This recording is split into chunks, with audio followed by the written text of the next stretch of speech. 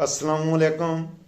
The game of life and death, final round election 2024 में हूँ इब्ने सिकंदर खान। बहुत ही खास व्लॉग होगा। काउंट डाउन शुरू हो चुका है। इलेक्शन के आखिरी मराइल हैं। ये इलेक्शन पाकिस्तान की किस्मत का फैसला करने वाला इलेक्शन है और पाकिस्तान की तारीख को इस इलेक्शन ने बदलना है। पाकिस्तान के वजूद को आइंदा कायम रहना है या कायम नहीं रहना, इस बात का फैसला करना है। यह इलेक्शन इस कदर अहम है कि इसने पाकिस्तान की मईशत का फैसला करना है। मेरे साथ जमे रहिएगा, मुकम्मल व्लॉग देखिएगा। तमाम सियासी जमातों पर बात होगी, दाएं बाजू की जमातों पर भी बात होगी और बाएं बाजू की जमातों पर भी बात होगी। दाएं बाजू की जमातों में मजहबी जमातें आती हैं, जिनमें खास तौर पर JUI फजल रहमान साहब, सिराजुल हक साहब और पाकिस्तान तहरीक लब्बैक साद रिजवी साहब, उनकी बात होगी। और बाएं बाजू की बात की जिन जमातों का सख्त मुकाबला हो रहा है उन पर बात होगी। नवाज शरीफ, इमरान खान, बिलावल भुट्टो, जरदारी। तो आते हैं अपने मौजू पर। क्या होने जा रहा है इस इलेक्शन में, क्या है लोगों की तवक्कुहात, क्या होगा अवाम का फैसला जो कि पाकिस्तान की किस्मत के फैसले का तयन करेगा। मुख्तलिफ पोल्स आपने भी देखे, मैंने भी देखे। कम वक्त रह गया है, लोगों ने ऑलमोस्ट फैसला कर लिया हुआ है। लोगों ने किसको वोट करना है, लोगों ने फैसला कर लिया हुआ है। मुख्तलिफ पोल्स के से नताइज अखज करके मैं अपनी राय आपकी खिदमत में पेश कर रहा हूं और इसे ज़हन में रखिएगा। इंशाअल्लाह अगर ट्रांसपेरेंट और शफाफ इंतखाबात होंगे तो नताइज ये आएंगे जो इब्ने सिकंदर आपकी खिदमत में रख रहा है। मुख्तलिफ पोल्स के नताइज के मुताबिक इस वक्त पाकिस्तान की कौमी असम्बली में अगर हम बाएं बाजू की जमातों की बात करें तो इमरान खान लीड कर रहा है। इमरान खान की जमात गो के उसे बैटिंग करनी है बगैर बल्ले के, बगैर हेलमेट के। He has no gloves, no pads, no protection, लेकिन ही हैज टू बैट। वो बैटिंग करेगा और शानदार बैटिंग कर दी है उसने। ऑलमोस्ट इलेक्शन जीत चुका है। कैसे? इमरान खान मुख्तलिफ पोल्स जो कि पाकिस्तान में लोग वोट कर रहे हैं, अगर उनकी इज्जत का, उनके वोट का एहतराम किया गया, जैसे कि मियां मोहम्मद नवाज शरीफ कहते हैं कि वोट को इज्जत दो, अगर पाकिस्तान में वोट को इज्जत दी गई तो इमरान खान 170 से 180 सीटों पर आगे जा रहा है।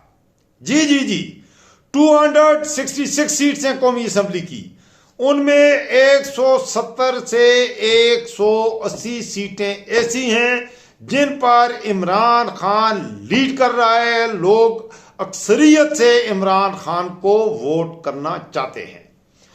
अब मैं जब बाएं बाजू की जमातों की दूसरी दो जमातों की बात करूंगा तो आप भी सटपटा जाएंगे। सटपटा में भी गया था। जी दोस्तों, दूसरे नंबर पर पाकिस्तान पीपल पार्टी है। जी दोस्तों, पीपल पार्टी 40 से 45 सीटों पर आगे जा रही है और तकरीबन वो 45 बल्कि 50 के करीब भी जा सकती है।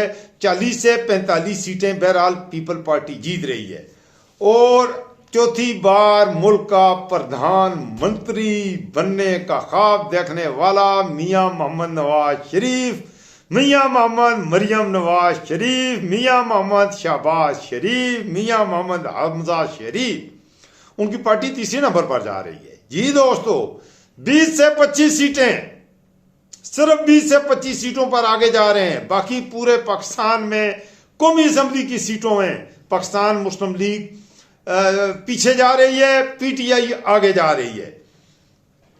बात करें दाएं बाजू की जमातों की तो दाएं बाजू की जमातों में इससे भी बड़े हैरान कौन नताइज आने को हैं। मौलाना फजल रहमान ऑल ओवर पाकिस्तान बशमूल KPK बलोचिस्तान सिर्फ 2 सीटों पर लीड कर रहे हैं। जी हां, उसके बाद बात करेंगे सिराजुल हक साहब की। सिराजुल हक साहब 3 सीटों पर लीड कर रहे हैं। अब मैं एक एक सीट का इनका वो भी बताऊंगा। मौलाना फजलुर रहमान जनूबी वजीरिस्तान की एक सीट पर और बन्नू से अकरम दुरानी साबका वजीर आला है KPK, उसकी सीट पर उनकी पोजीशन इतनी है कि वो लीड करते नजर आ रहे हैं। लेकिन सख्त आई है, लीड यहां भी नहीं कर रहे, यहां भी नेक टू नेक मुकाबला है और PTI के और उनके वोट ऑलमोस्ट बिल्कुल इक्वल हैं। अगर हम बात करें सिराजुल हक की तो वो NA1 चित्राल कौमी असम्बली का पहला हलका है, वहां पर अब्दुल अकबर चित्राली साहब कंटेस्ट करेंगे और उनके मुकाबला होगा, उनका भी PTI से सख्त मुकाबला होने की तवक्को है। तो हो सकता है गुज़श्ता बार की तरह इस बार भी वो अपनी सीट बचा लें और अब्दुल अकबर चित्राली साहब का PTI से मुकाबला होगा। इसके अलावा थोड़ा नीचे आए दीर की तरफ, मुकाबला होगा सिराजुल हक का भी PTI से। सिराजुल हक का गो के सिराजुल हक 3-4% PTI से नीचे जा रहे हैं, लेकिन क्योंकि जमात इस्लामी का एक मुनज़्ज़म तंजीम है, एक मुनज़्ज़म तंजीम वाली जमात अगर पाकिस्तान में कोई है that is only Jamaat Islami. इस हवाले से उनका वोटर निकलेगा, उसको वो अपने वोटर को निकालने में और पोलिंग स्टेशन तक मुकम्मल पहुंचाने में कामयाब होती है तो टक्कर का मुकाबला होगा सिराजुल हक का PTI के साथ। अब बात करते हैं साद रिजवी की पाकिस्तान तहरीक लब्बैक की।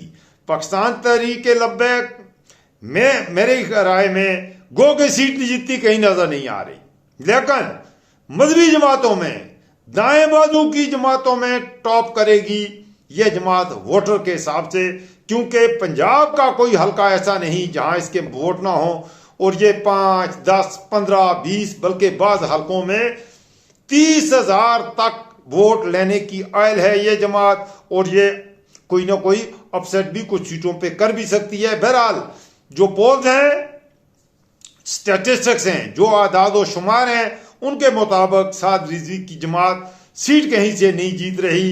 कराची में भी अच्छे वोट लेगी, कराची शहर में और हैदराबाद शहर में, शहरी सिंध में। तो यह है मेरे दोस्तों। अब मैं आपकी खिदमत में रखूंगा जो अपसेट्स होने जा रहे हैं वो क्या है। जी दोस्तों, बहुत बड़े बड़े अपसेट्स होंगे। सबसे बड़े अपसेट KPK में होंगे और सिंध में होंगे, पंजाब में भी होंगे।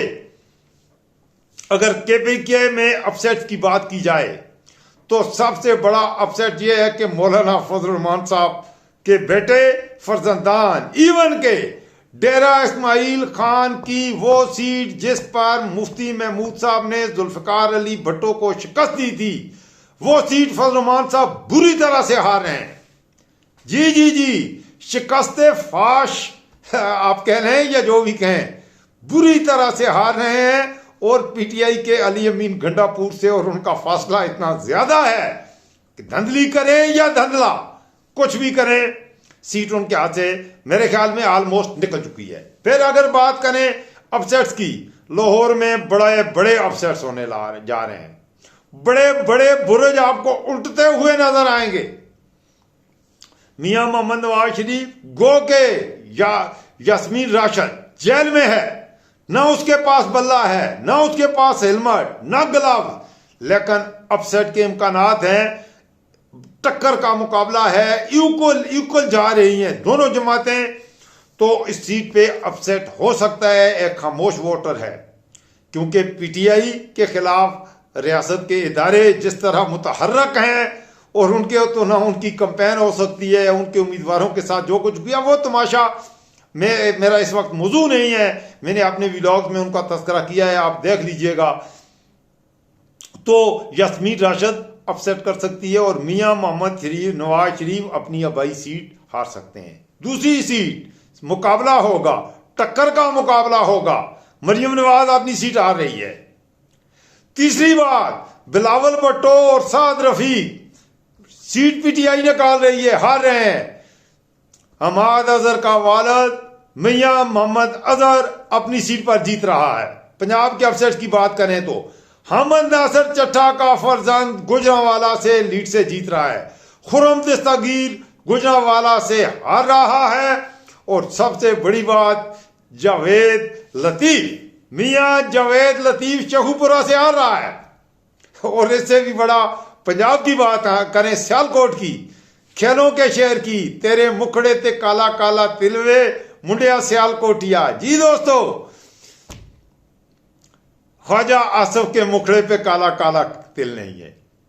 मैडम ने तेरे मुखड़े ते काला काला तिल मुंडिया सियालकोटिया ए जेड़ा गीत है गाया पंजाब के भरा नूं समझ आ गई जे। ए गीत ख्वाजा आसिफ लई नहीं गाया सी। जी जी, उस्मान डार की वालदा लीड कर रही है और भारी अक्सरियत से लीड कर रही है। ख्वाजा आसिफ शिकस्त खा रहा है।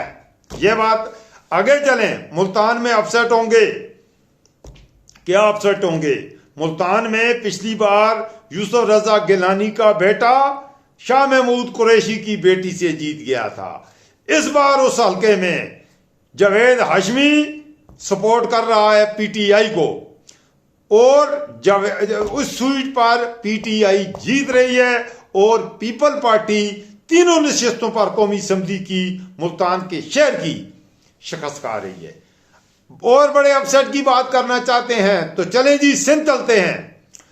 उमरकोट और थर के 2 हलकों में पीटीआई लीड से जीत रही है। सक्कर से कौमी असम्बली की 1 सीट पर पीटीआई जीत रही है। ईवन के लड़काना में भी 1 सीट पर पीटीआई 27% वोट लेके जीत रही है। पाकिस्तान के रोशनियों के शहर, पाकिस्तान को जिंदा रखने वाले शहर कराची जाएं। कराची में तो बहुत बड़े अपसेट होंगे। हाफिज नईम मुकाबला करेगा जमात इस्लामी का और मुकाबला करेगा पीटीआई से। कराची की 3 नशिस्तों पर पहले पीपल पार्टी के पास 1 सीट थी, तो 3 नशिस्तों पर पीपल पार्टी भी अपसेट करेगी और 3 सीटें जीतने के इम्कान है कराची के, जो पोल्स बता रहे हैं। कराची के बाकी हल्कों की बात करें, इल्ताफ हुसैन ने बता दिया है कि इल्ताफ भाई अब भी इल्ताफ भाई है। कराची का उर्दू स्पीकर अब भी यही समझता है कि उर्दू स्पीकर का कोई भाई है तो वो इल्ताफ भाई है, ना मुस्तफा कमाल है ना अब्दुस्तार है। अब्दुस्तार तो मैनू लगता जे पंजाब का चौधरी बन गया, वो हुण उर्दू स्पीकर नहीं रहा जे। जी दोस्तों, तो M2M या उर्दू स्पीकर लोग, मैं उनको महाजर नहीं कहता, they are Pakistani, they are not महाजर। मैं उनको अब महाजर नहीं कहता। महाजर वो उस वक्त थे जब वो पाकिस्तान आए थे। अब उनकी अगली जनरेशन, बल्कि उनके पोते चल रहे हैं, वो महाजर नहीं है, वो पाकिस्तान के बाइज्जत शहरी हैं जिस तरह पाकिस्तान का कोई भी शहरी है। तो इल्ताफ हुसैन के जो इंदिये हैं, जो उसके गुज़श्ता 3 दिन से बयानात आ रहे हैं, वो ये जाहिर कर रहे हैं कि उर्दू स्पीकर लोग अब्दुल सत्तार या मुस्तफ़ा कमाल की निस्बत इमरान खान को तरजीह देंगे। लिहाजा कराची से पीटीआई तकरीबन 7 से 8 सीटें, जी जी जी जी, जिनमें पीटीआई आगे जा रही है। बलूचिस्तान में बात करें तो सबसे ज्यादा बड़े अपसेट बलूचिस्तान में होने जा रहे हैं। हमेशा होता रहा है और आपके ख्याल में मौलाना फजल रहमान साहब 7 सीटें जीतेंगे, 8 सीटें जीतेंगे, आधा बलूचिस्तान फतह कर लेंगे। नहीं मेरे दोस्तों, इस बार कुछ और होने वाला है। बलूचिस्तान की 5 सीटों पर मौलाना मोहम्मद खान शिरानी आगे जा रहा है। जहन में रखिएगा, पशीन, लोरालाई, किला अब्दुल्ला और कोयटा की 1 सीट पर भी। तो 5 सीटों पर, एक में थोड़ी पोजीशन कमजोर है, 4 सीटों पर मौलाना मोहम्मद शिरानी साहब भारी अक्सरियत से आगे जा रहे हैं। लिहाजा इस वक्त बलूचिस्तान से ANP को और मौलाना फजल रहमान को मिलेगा छनछुना। जी हाँ, छनछुना, वो बच्चे जो जिससे खेलते हैं, जी उनको छनछुना मिलेगा बलूचिस्तान से। कोई सीट नहीं है। कोयटा शहर से 3 सीटों पर पीटीआई जीत रही है। गवादर, पसनी की सीट पर पीटीआई जीत रही है। तो 5 सीटों पर बलूचिस्तान लीड करेगी और तकरीबन 4 से 5 सीटों पर बाप, जिनको मियां मोहम्मद नवाज शरीफ ने भी अपना बाप बनाया, वो लीड करेगी। तो ये है मेरे दोस्तों ज़मीनी हक़ाइक़। आगे आगे देखिए होता है क्या। एक बार आपकी खिदमत में रखूंगा। ये इलेक्शन पाकिस्तान के नौजवान के फ्यूचर का फैसला करेंगे। ये इलेक्शन पाकिस्तान की तकदीर का फैसला करेंगे। यकीन करें, बहुत ही इंपॉर्टेंट इलेक्शंस हैं। आपका वोट ज़ाया नहीं होना चाहिए। मियां मोहम्मद नवाज शरीफ ने कहा है वोट को इज्जत दो। मेरे दोस्तों, आपने अपने वोट को इज्जत देनी है। आपने यजीद के हक में वोट नहीं डालना, यजीदी लश्कर के हक में वोट नहीं देना। आप हजरत हुसैन रजी अल्लाह अन्हु के लश्कर को वोट दीजिएगा। पाकिस्तान के सियासी हालात गुज़श्ता एक साल में, 2 सालों में पीडीएम की हुकूमत ने जो जुल्म आप पर ढाए हैं, उनके जख्म, यकीनन उनका दर्द मेरे मुल्क के गरीबों को हो रहा होगा। गुज़श्ता 2 सालों में पाकिस्तान के गरीब, पाकिस्तान के किसान, पाकिस्तान पर के मजदूर पर जो जुल्म हुआ है, उसके जिस्म को नोच दिया गया है। उसके जिस्म के से खून के कतरे रिस रहे हैं। उसके जिस्म का कोई ऐसा, इस मुल्क के गरीब के जिस्म का कोई ऐसा नहीं है जो जख्मी ना हो। और उनको जिन्होंने जख्माया है, याद रखिएगा, उसे उन्हें भूल ना जाइएगा।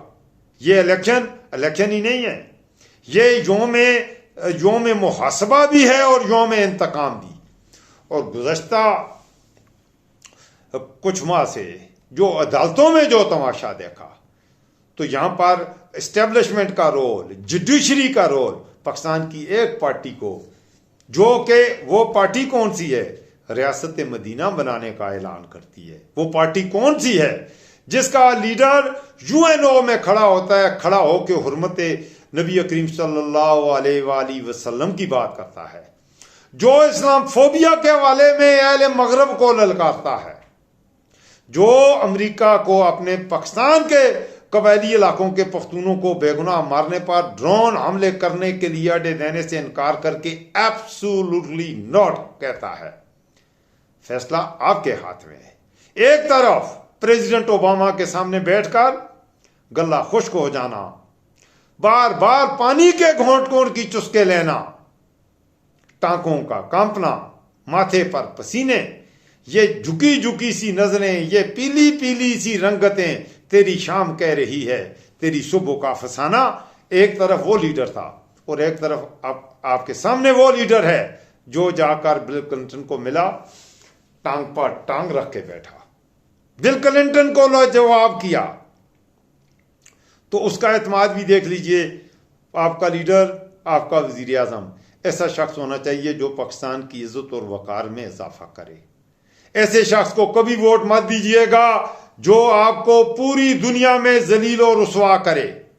ऐसे लीडर को वोट न दीजिएगा जो कहता है कि बेगर्स आर नॉट यूजर। ऐसे लीडर को वोट खुदा के लिए मत दीजिएगा जो ये कह रहा हो ये मैं कामशेरी की आवाज हूं, मैं पाकिस्तान की आवाज हूं, पाकिस्तान के मजलूम, पाकिस्तान के गरीब की आवाज हूं, और ये मेरा आखिरी काउंटडाउन शुरू हो चुका है। कुछ दिन, कल का दिन रह गया है, घंटों के हिसाब से 50 से 60 घंटे बाकी हैं। उसके बाद आपके वोट की ताकत ने फैसला करना है पाकिस्तान के नौजवान के मुस्तकबल का, पाकिस्तान की इज्जत और वकार का। अपना वोट गलत जगह पे पोल ना कर दीजिएगा। आखिरी वक्त तक सोचिएगा। मैं आपकी खिदमत में रख रहा हूं कि उस लीडर को वोट दें जो पाकिस्तान की इज्जत, पाकिस्तान की तौकीर में इजाफा करे। उसको कभी वोट ना दीजिएगा जो पाकिस्तान की इज्जत को बदनामी में तब्दील कर दे। उस लीडर को कभी वोट ना दीजिएगा जो दुनिया के मुल्कों में जाके कहे कि मैं मांगने तो नहीं आया, मैं मांगता नहीं हूं, बस थोड़ा सा आप मुझे भीख दे दें। आप समझ गए होंगे मैं क्या कह रहा हूं, मेरा इशारा किस तरफ है। उस लीडर को वोट मत दीजिएगा जो आमों की एक टोकरी लेके जाए और जाकर तुर्की के सदर को कहे कि आधी टोकरी तेरी, आधी तेरी बीवी की। ये पाकिस्तान का वज़ीर आज़म ऐसी गुफ्तगू करने वाला शख्स पाकिस्तान जैसे अजीम मुल्क का 25 करोड़ लोगों का वज़ीर आज़म बनने का अहल नहीं होता। इब्न सिकंदर को रखिएगा दुआओं में याद। इब्न सिकंदर आपके लिए दुआ गो है। अल्लाह मेरे मुल्क के गरीब का, अल्लाह मेरे पाकिस्तान के मजदूर का, किसान का महफूज होना के माँ हो, अल्लाह मेरे पाकिस्तान का महफूज होना के माँ हो। इस वीडियो को दोस्तों के साथ जरूर शेयर कीजिएगा। मेरे चैनल को भी सब्सक्राइब कर देंगे तो मैं आपका ज्यादा थैंकफुल रहूंगा। मुझे भी दुआ में याद रखिएगा। अल्लाह हाफिज, फी अमान अल्लाह।